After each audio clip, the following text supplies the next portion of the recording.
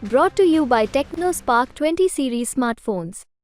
Brought to you by TechnoSpark 20 series smartphones. I'm superhuman. नमस्कार, आप देख रहे हैं राजस्थान तक और मैं हूं टोंक से मनोज तिवारी। एक मशहूर शेर है कि नज़रें क्या बदली, नज़ारे बदल गए, तूफ़ा क्या है, किनारे बदल गए। जी हाँ, आज हम ऐसी खबर के ऊपर बात करने जा रहे हैं।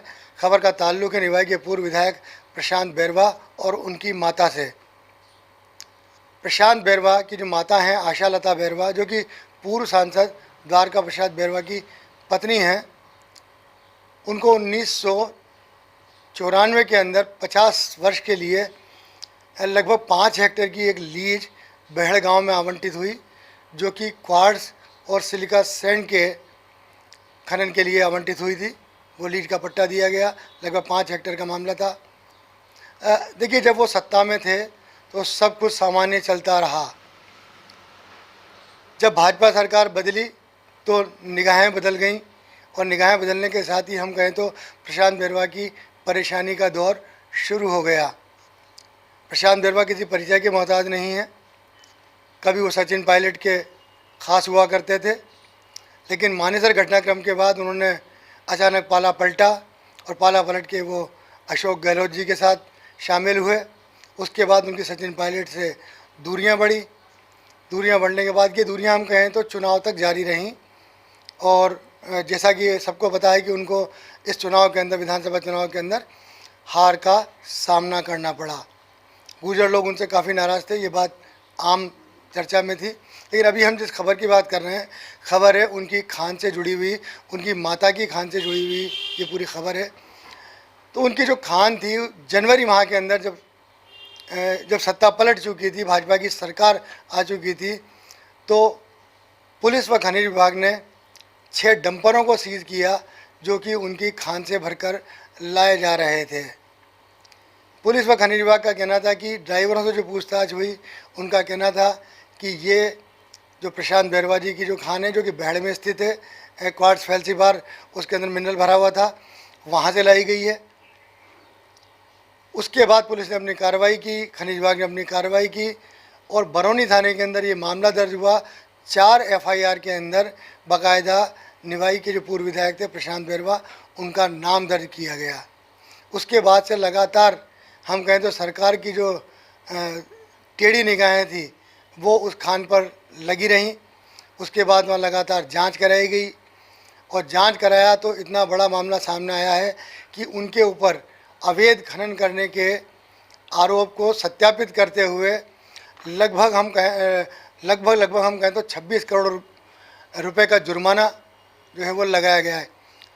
क्योंकि जो खनिज का खान का पट्टा है, जो या हम कहें खनिज विभाग ने जो पट्टा दिया था, वो आशा लता बैरवा के नाम से है, क्योंकि प्रशांत बैरवा की माँ है। तो नोटिस उनको जारी किया गया, उनसे जवाब मांगा गया कि आपने अपना जो 5 हेक्टेयर का जो सीमा क्षेत्र था, लगभग उससे बाहर जाके सरकारी ज़मीन के ऊपर 3 पिटों के अंदर बहुत बड़ी मात्रा के अंदर अवैध खनन किया। और अवैध खनन की जो मात्रा बताई गई थी खनिज विभाग द्वारा, वो ये थी कि 1,90,11,438 मेट्रिक टन क्वार्ट्ज फैल्सीपार का वहाँ से खनन किया गया, जो कि एक बहुत हम कहें तो भारी मात्रा थी। जैसा कि नियम है, खनिज विभाग ने बाकायदा आशा लता बैरवा को नोटिस जारी करके उनको सुनवाई का मौका दिया, उनसे जवाब मांगे। नोटिस के अंदर आशा लता बैरवा ने जवाब दिया कि उनके द्वारा किसी भी तरह का अवैध खनन नहीं किया गया है, और जो अवैध खनन किया गया है वो संभवतः ग्रामीणों द्वारा किया गया होगा। उनकी फर्म द्वारा किसी तरह का अवैध खनन नहीं किया गया है।